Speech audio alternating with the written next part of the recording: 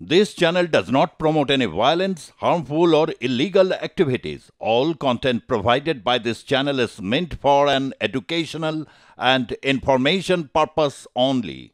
সন্দেশখালীর খুলনা পঞ্চায়েতে একাধিক বাড়ি ভাঙচুর এবং ভাঙচুর করে এছাড়াও কিন্তু আমরা দেখতে পাচ্ছি একাধিক বাড়ি ভাঙচুর শীতলিয়া গ্রামেও ভাঙচুর বিজেপি সিপিএম ও তৃণমূল কর্মীদের বাড়ি। সত্যজিৎ সান্যাল ও সাফিকুল গাজীর বিরুদ্ধে অভিযোগ। সত্যজিৎ খুলনার পঞ্চায়েত প্রধান, ঘটনাস্থলে সন্দেশখালী থানার পুলিশ। সত্যজিৎ ও সাফিকুলকে গ্রেপ্তারের দাবি।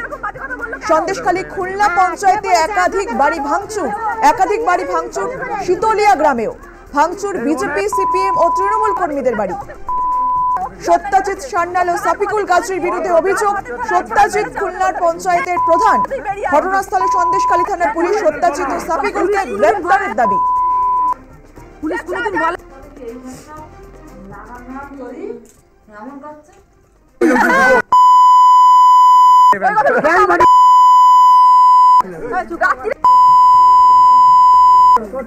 আমাকে বলো, আমাকে উত্তর দিতে হবে। ওই মহিলাটা এরকম বাজে কথা বললো কেন? সেটা আমি জানি না কে বলেছে। হ্যাঁ, কে বলেছে? আপনাদের সব এসেছে, নিয়েছেন সঙ্গে করে বিজয় আসবো।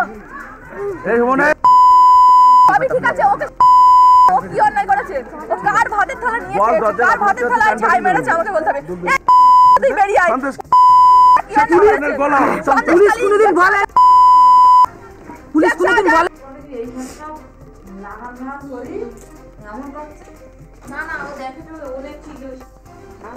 সন্দেশখালী থানার খুলনা পঞ্চায়েতের শীতলিয়া গ্রামে একাধিক ঘর বাড়ি ভাঙচুর করা হলো বিজেপির, সিপিএম এর ও তৃণমূল কংগ্রেসের।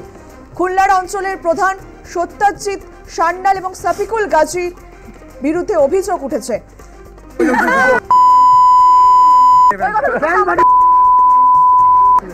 সত্যজিৎ সান্যাল ও সাফিকুল গাজীর বিরুদ্ধে অভিযোগ। সত্যজিৎ খুলনার পঞ্চায়েতের প্রধান, ঘটনাস্থলে সন্দেশখালী থানার পুলিশ। টেলিফোনে রয়েছে আমাদের প্রতিনিধি সত্যজিৎ চক্রবর্তী রয়েছে। সত্যজিৎ, ঠিক কি কারণে তাদের বিরুদ্ধে অভিযোগ করা হলো?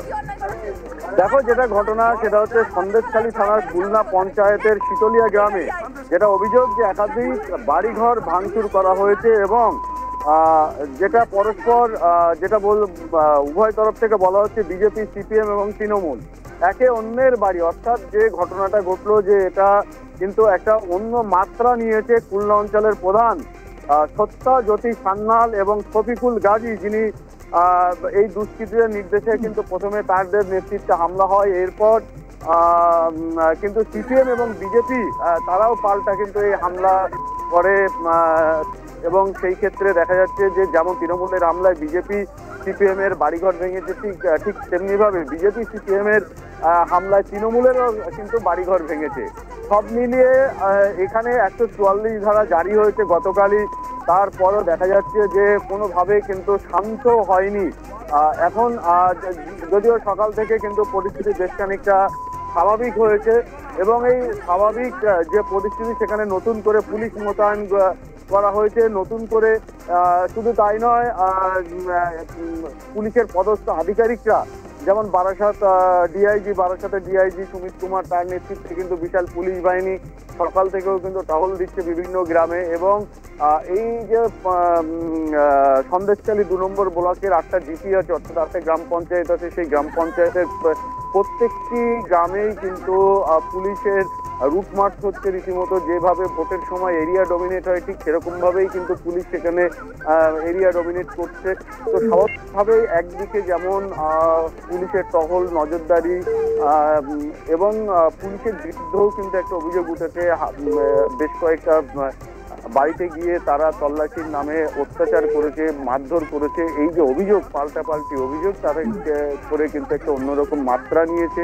একদিকে যেমন রাজনৈতিকভাবে, অন্যদিকে ঠিক পুলিশের বিরুদ্ধে এবং পুলিশ যে তল্লাশি করছে সেই তল্লাশি নামে অত্যাচারেরও অভিযোগ উঠেছে এবং মহিলাদের সাথে অভব্য আচরণ করারও অভিযোগ উঠেছে।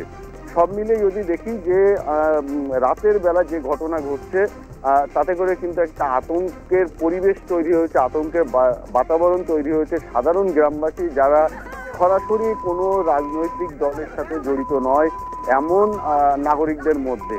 তো এরকম পরিস্থিতিতে 144 ধারা জারি এবং এখন দেখা যায় যে কিভাবে পুলিশ প্রশাসন কঠোরভাবে সামলায় এবং ডিআইজি বারাসাত সুমিত কুমার তিনি কিন্তু বলেছেন হামলা যারাই করুক না কেন প্রত্যেকের বিরুদ্ধে কড়া ব্যবস্থা নেওয়া হবে। আর যদি কারোর বিরুদ্ধে কোনো নাগরিকের যদি কোনো অভিযোগ থাকে, সেটা কোনো রাজনৈতিক দলের হতে পারে, সাধারণ নাগরিক হতে পারে, তাহলে তারা পুলিশকে এসে জানাক, পুলিশ ব্যবস্থা নেবে।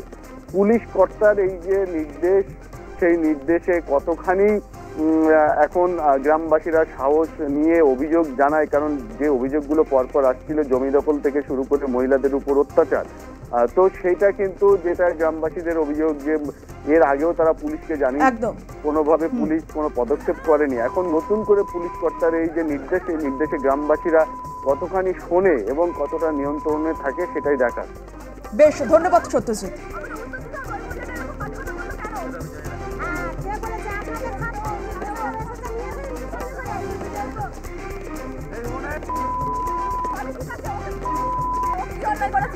কার ভাতের থালা নিয়েছে, কার ভাতের থালায় ছাই মেরেছে আমাকে বলতে হবে।